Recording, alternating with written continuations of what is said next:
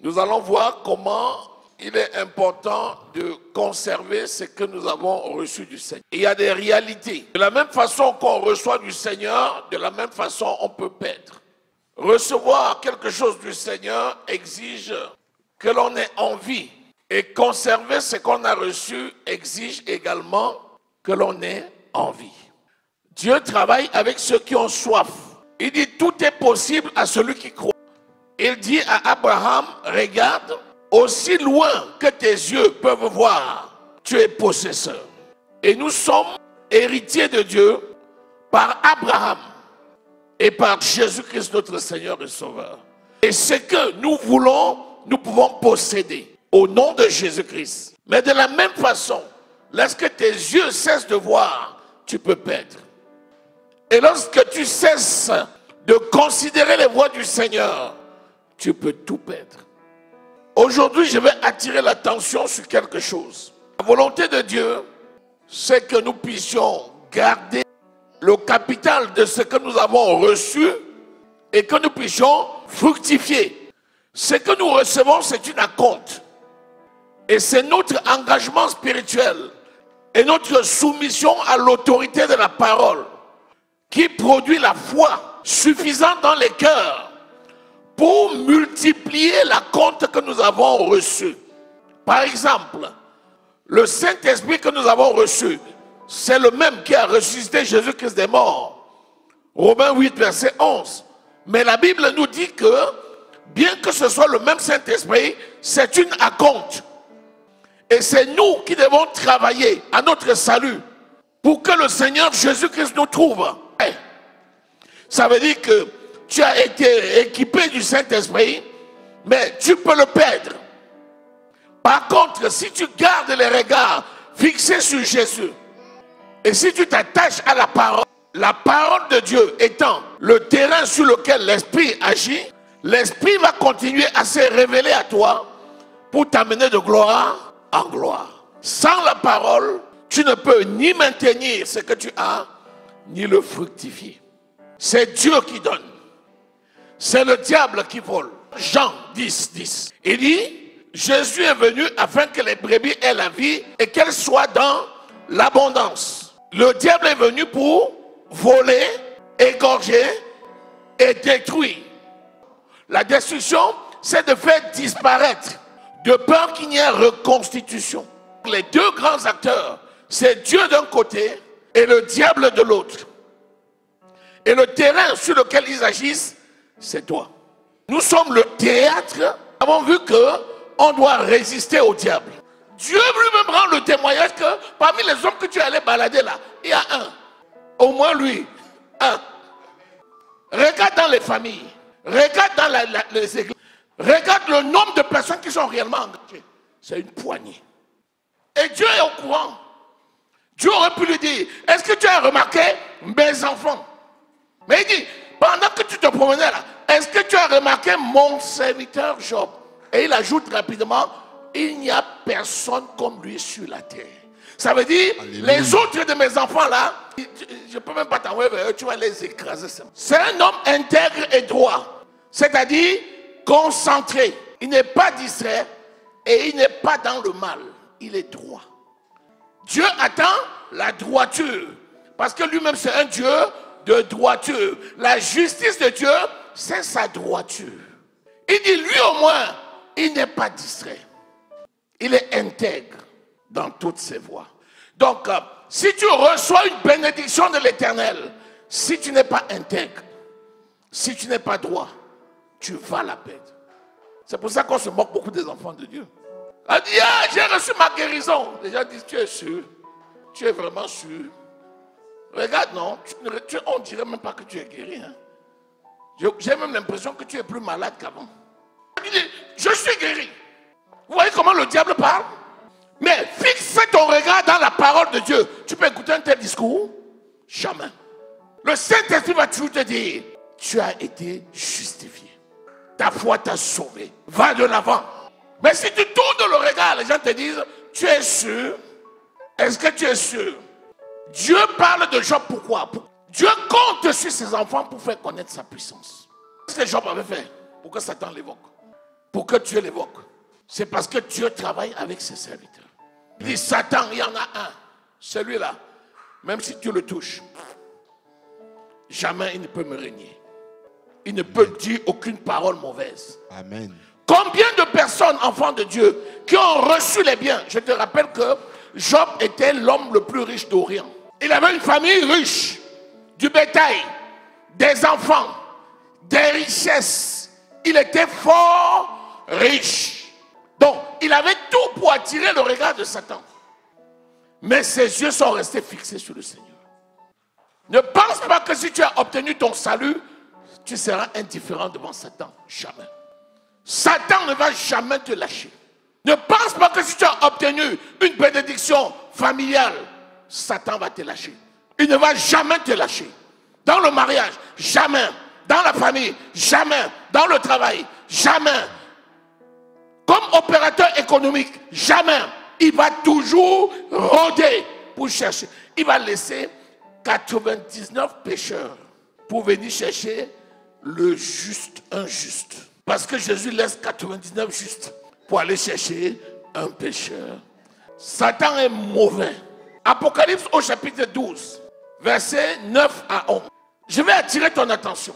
Fixer le regard sur la parole de Dieu, c'est surtout pour témoigner Christ. Tu ne peux pas vaincre Satan si tu n'es pas quelqu'un qui va rendre le témoignage de Christ. La puissance de guérison, de bénédiction est venue parce que Satan a été précipité sur la terre. Donc, si tu ne regardes pas à Christ, tu ne peux pas résister. Jamais. Pourquoi? Mais alors il avait S. C'est les saints. Les saints ont vaincu Satan à cause du sang de l'agneau et à cause de la parole de son témoignage. Tu ne peux vaincre Satan que parce que tu es couvert par le sang de Jésus et parce que tu rends la parole de témoignage. Maintenant, tu témoignes où? Et tu témoignes quoi? Que réside tout le nœud et tout le mystère de comment on peut garder son miracle. Si tu reçois un miracle et tu ne témoignes pas Christ, c'est fini. L'apôtre Paul dit, n'aie pas honte de Dieu et n'aie pas honte de moi qui suis son serviteur. Si tu as honte de Dieu, ton témoignage, tu ne le rendras pas. Et quand tu le rendras mal. Et le diable va se ruer sur toi et il va te vaincre. Si tu rends le témoignage de Christ, tu es plus que vainqueur. Satan a été précipité vers la terre. Et la puissance de Dieu aussi est descendue vers les hommes. Pour protéger les enfants de Dieu contre les risques. Et l'enfant de Dieu qui est au milieu de tout ça doit s'appuyer sur le Seigneur en rendant le témoignage. Merci Seigneur pour ma délivrance. Merci Seigneur pour ton roi. Merci Seigneur pour le peuple de Dieu, pour ma famille. Merci pour la grâce. C'est la seule condition pour maintenir ce témoignage. Si tu as honte de lui, il aura honte de toi. Si tu le témoignes devant les hommes, il te témoignera devant son Père qui est dans les cieux. Celui qui me voit a vu le Père. Dans Jean 17. Père, qu'il soit un, comme toi et moi nous sommes un. Il c'est qui? Les enfants de Dieu. Qu'ils soient un, eux, comme toi et moi nous sommes un. J'ai rendu témoignage de toi. Qu'un rang de témoignage, c'est la seule façon de vaincre. Deux choses.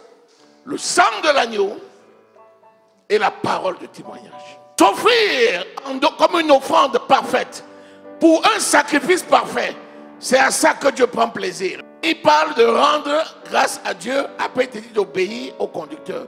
Quelle est la relation entre Dieu et ton conducteur? C'est que c'est Dieu qui a établi sur toi ton conducteur. Tu ne peux pas rendre les actions de grâce à Dieu si tu ignores le serviteur par lequel il est passé pour te bénir. 1000 fois jamais, jamais, jamais. Ce n'est qu'un homme. C'est Dieu qui a fait. Ne rendons pas gloire aux hommes. C'est un homme. Je rends gloire à Dieu pas aux sommes. Dieu l'a seulement utilisé. Dieu pouvait utiliser n'importe qui. Quand tu libères une parole comme ça, tu es déjà foutu. Jésus viendra chercher son église. Mais avant qu'il ne vienne, il a établi des serviteurs. Père Abraham, envoie dans la maison de mon père que l'on dise à mes frères, afin qu'eux aussi ne viennent pas dans ce lieu de tourment. Dieu dit, ils ont Moïse et les prophètes qui les écoutent. Quand Dieu a établi sur toi un serviteur, et Dieu l'a utilisé pour te bénir, c'est parce que Dieu sait qu'il a besoin des contemporains pour soutenir les contemporains. Le moment viendra où il viendra marcher avec nous. En attendant, tu as besoin d'un être semblable à toi pour te tenir la main et pour te conduire. C'est pour ça qu'il envoie dans Actes au chapitre 10 ce Corneille. Il envoie Pierre. Et il dit à Corneille, Pierre va venir pour te donner les paroles par lesquelles tu vas être sauvé. Attends toujours Jésus qu'il vienne te dire ce que tu vas faire. Tu attendras trop longtemps. Quand il se rend compte que tu as déjà zappé ses serviteurs et que tu es déjà trop spirituel, tu ne vas plus l'entendre. Même s'il parle, tes oreilles vont se fermer. Je n'ai pas besoin de lui. Je n'ai pas besoin de lui. D'ailleurs, tu n'as rien fait pour moi. Ce que tu ne sais pas, c'est que tu viens de dire que Dieu n'a rien fait pour toi. Parce que c'est Dieu qui choisit avec qui il travaille. Si Dieu te prend, il t'envoie avec quelqu'un pour le bénir, c'est parce que Dieu t'associe à cette bénédiction. La personne doit être reconnaissant à Dieu, mais doit être reconnaissant au canal par lequel Dieu l'a utilisé. Chacun doit désirer être un canal de bénédiction pour ce monde.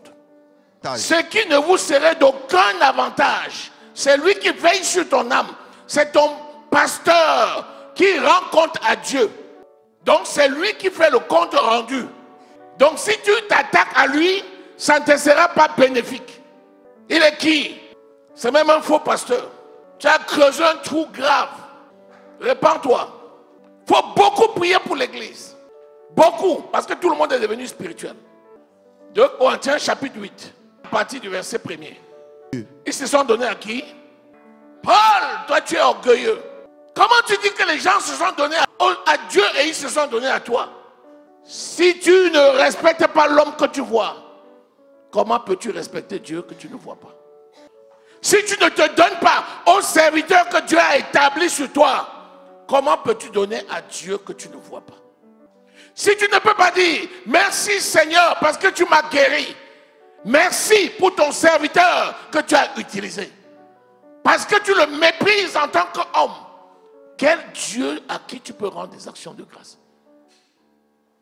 Ils se sont d'abord donnés à Dieu, puis à moi. Donc Dieu est plus important, mais Dieu ne permet pas d'oublier ses serviteurs. Tu penses même que ta prière que tu as fait là, c'est quoi? Même les enseignements que tu penses avoir donné là, tu crois que c'est même quoi? Tu peux être riche aujourd'hui et être très pauvre demain. D'une pauvreté extrême. Ce n'est pas le plan de Dieu. Il dit qu'Abraham était riche et fort riche. Isaac était riche et fort riche. Jacob était riche et fort riche. Joseph était riche et fort riche. Parce qu'ils allaient s'enrichant de plus en plus pour l'œuvre de Dieu. On n'a pas dit qu'il était riche aujourd'hui et pauvre demain. Même si le diable est vaincu, tant qu'il n'est pas encore jeté dans les temps de feu, il va continuer à se battre. Même s'il est sous tes pieds, tant qu'il n'est pas encore jeté par Jésus, lié dans les temps de feu, la seconde mort, il est encore là, prompt à se battre. Lis Matthieu 12, verset 43-45. Lorsque l'esprit impur est sorti du corps d'un homme, comment il est sorti? Sors au nom de Jésus. Sors au nom de Jésus. Il ne peut pas résister. Mais qui dit sors au nom de Jésus? C'est Jésus qui dit sors au nom de Jésus. Est-ce que Jésus dit sors au nom de Jésus? C'est le serviteur que Dieu a établi qui dit sors au nom de Jésus. Parce qu'il dépend lui-même de Jésus. Et quand il dit sors au nom de Jésus, l'esprit un peu sort. Il va où? Quand un démon n'est pas dans le corps d'une personne, il souffre trop. C'est pourquoi les démons cherchent les personnes dans lesquelles ils vont venir s'abriter. Parce que quand il n'est pas dans le corps de la personne, il est bouillant dans un feu. Les démons souffrent quand ils ne sont pas dans un corps, dans une matière. Alors il se dit quoi? Comment il appelle le corps où il est sorti? Comment il appelle ma maison? Il a quel droit sur ce corps-là? Quand il dit ma maison, c'est parce que depuis qu'il est sorti, tu ne l'as pas consacré à Dieu. Sinon, il ne peut pas dire je retournerai à ma maison. Quelle maison? Plus que quand tu es sorti, le Saint-Esprit a rempli la maison. La maison n'est plus vide. Il ne peut plus dire je retournerai à ma maison. Ce n'est plus une tente, c'est le temple du Saint-Esprit. Mais quand tu la laisses vide, en est balayé, il revient. Maintenant, je suis libre. Je suis maintenant puissant. Je peux faire ce que je veux. Je n'ai plus besoin de personne. Hein? Attends-moi, j'arrive. Je vais retourner à ma maison. Ne constitue jamais ton corps ou tes affaires comme la maison du diable. C'est le temple du Saint-Esprit. Et le diable n'a pas de pouvoir. C'est pourquoi, quand l'ennemi est parti, ton être tout entier doit être consacré à Christ. C'est pour ça qu'il dit, offrez vos corps à Dieu comme des instruments de justice pour servir à sa gloire. N'offrez pas vos corps comme des instruments d'iniquité. Lorsque le corps est encore un instrument d'iniquité, le diable dit, c'est ma maison. Quand il la trouve vide, on est balayé. C'est les gens sur qui tu chasses les démons, après il peut dormir maintenant. Ou bien il se sent bien. Il commence à dire, ah maintenant je suis bien. Il dit, je me sens léger. Ce qui me gênait est parti. Sauf qu'il a oublié de remplir la maison du Saint-Esprit. Où il vient entrer, n'est-ce pas? Et quand il entre, qu'est-ce qu'il fait? Dieu peut t'enrichir, tu deviens plus pauvre que tu n'as jamais été. Dieu peut te guérir, tu deviens plus malade que tu n'as jamais été.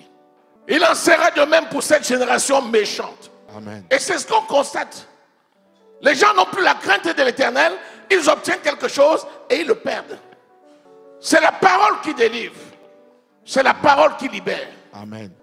Lis Marc au chapitre 9, verset 43. Et souvent quand le diable veut détruire, ça va très vite. Hein? Ça va très vite. Pourquoi? Parce que le diable sait que notre Dieu est miséricordieux. Il ne te laisse pas le temps de te repentir. Il va vite. Un religieux n'est pas ton ami. Et les païens, ceux qui se disent enfants de Dieu, qui sont des païens, si tu restes fidèle à moi, tu deviendras un modèle. Et par toi, tu les sauveras. J'ai appris à fuir les personnes qui méprisent les gloires. Quand tu méprises les gloires, je ne peux pas te dire Amen. Quand tu insultes une gloire, je ne peux pas te dire Amen. Tu peux être le plus proche de moi. Si tu écris des bêtises sur Facebook contre un homme de Dieu ou un, je ne vais même plus te suivre. Je ne peux pas aimer. Et je ne peux pas aimer. Et je vais te dire que c'est mauvais. Quand tu vas à ta dérive, ne m'entraîne pas dedans. Fais très attention. C'est ça ce qu'on appelle les occasions de chute. Tu ne peux pas garder ta délivrance lorsque tu retournes dans un lieu où il y a les envoûtements. Comment tu vas garder ta délivrance? Les mêmes envoûtements d'hier, ça va produire le même effet. Quand tu dis, je retourne là-bas, tu étais là-bas, pourquoi tu ne t'es pas guéri? Pose-toi la question. Pose-toi la question. Comment Jésus faisait? Quand Jésus allait dans les synagogues, il s'asseyait et il faisait les trucs des pharisiens. Jésus entrait dans les synagogues et il prêchait le royaume des cieux. Et il sortait. Les apôtres entraient dans les synagogues, ils sortaient les gens, ils allaient les enseigner dans les maisons. Pourquoi? Dans la synagogue, tu ne pouvais convertir personne. Les religieux étaient là, les pharisiens étaient là. Pour te dire, quelqu'un dit, pourquoi vous vous faites délivrer le jour du sabbat?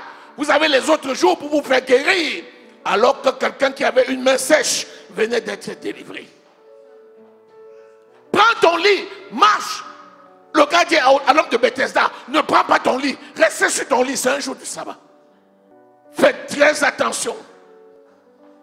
L'heure vient où les vrais adorateurs adoreront le Père en esprit et en vérité. L'heure vient où les gens vont voir la démonstration de la puissance. C'est le moment où tu dois mettre ton pied quelque part. Tout ce que Jésus a fait, ça doit être fait par tes mains. Normalement, aujourd'hui, quand tu vois un aveugle, tu parles, il reçoit la guérison. Tu vois un boiteux, il doit marcher. Tu vois un malade, il doit guérir. Un paralytique doit sauter comme un cerf. Normalement, c'est comme ça. Mais à cause de l'incrédulité des gens, on essaye de mettre sous l'esclavage des gens que Jésus a délivrés. N'acceptez pas ça. Prenez votre expérience de quelques années. Regardez autour de vous. Les gens qui ont eu la grâce et qui l'ont laissé. Regardez leur vie. Ça chute. Ne permettez pas. Ne permettez pas. Amen. Vous allez aller de gloire en gloire. Amen. Les hommes de Dieu ont très peur. Ils ont la crainte de l'Éternel. Parce qu'à ce niveau-là, ça se joue sur du détail. Un homme de Dieu ne fait rien sans que le Seigneur lui ait dit. Les serviteurs de Dieu sont utilisés puissamment par Dieu. C'est pour ça qu'ils savent que leur vie dépend de Dieu. Et ils font tout et tout pour ne pas dépendre d'un homme. C'est pourquoi le peuple de Dieu doit savoir que lorsque les miracles et les prodiges sont accomplis par la main d'un serviteur de Dieu, c'est une grâce de Dieu. Et l'homme de Dieu n'attend rien d'autre que la reconnaissance à Dieu de ce qui a été fait. Parce que lorsque tu as la reconnaissance, tu te rends disponible pour être utilisé par Dieu et ainsi l'œuvre va de l'avant. Un homme de Dieu n'est pas bête pour courir le risque de voler la gloire de Dieu. Non, il a déjà été glorifié. L'appel qu'il a eu, c'est déjà une gloire. C'est une grâce d'être devenu ministre. Il n'avait rien demandé, Dieu l'a élevé. Donc il sait qu'ils doivent se réfugier dans la main du Dieu vivant. Ce ne sont pas des parvenus, les hommes de Dieu. Donc en plus on commence à les mépriser comme s'ils étaient des balayures, ça ne marche pas. C'est pourquoi quand tu t'attaques à un serviteur de Dieu, tu t'es attaqué à Dieu. Même si le serviteur de Dieu te pardonne, l'onction va te le reprocher. Il faut faire très attention. Lorsque je suis soumis à Dieu, celui qui est soumis à mon autorité, de la même façon que je suis élevé, de la même façon il est élevé. Amen. Et quand Dieu te donne une responsabilité, si tu es soumis à mon autorité, ceux sur qui Dieu t'établit vont être soumis à ton autorité. Quand tu es élevé, eux aussi sont élevés. Et Amen. ainsi, toute l'église tire son accroissement de la force qui convient à chacune des parties en s'édifiant dans l'amour. Je vais finir là-dessus.